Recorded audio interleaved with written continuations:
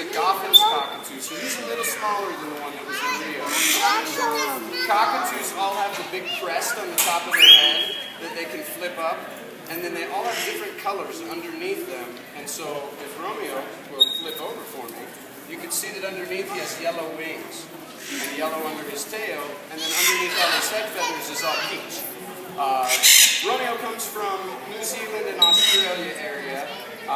He is a parrot, however, he's different than any of these guys because he's not a macaw. He's a cockatoo and they're in a separate family, although they are all their own separate species. And he's happy to be here.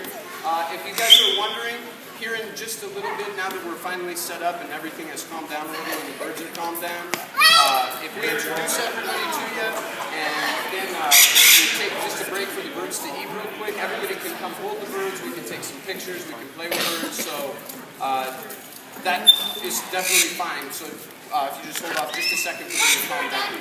And Romeo, then we'll have some fun. And Romeo will do some new things. Do you want to show him a trick?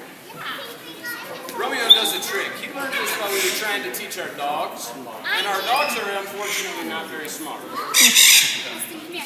Weston, I need 5 children to come out. We have you, Go, Cam. you two, sweetie, come here. All right, come here, guys.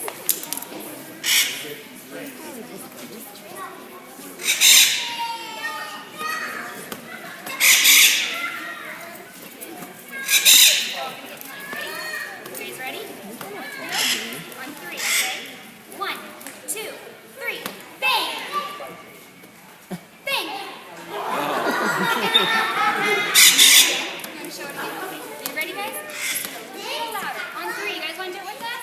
1, 2, 3, bang!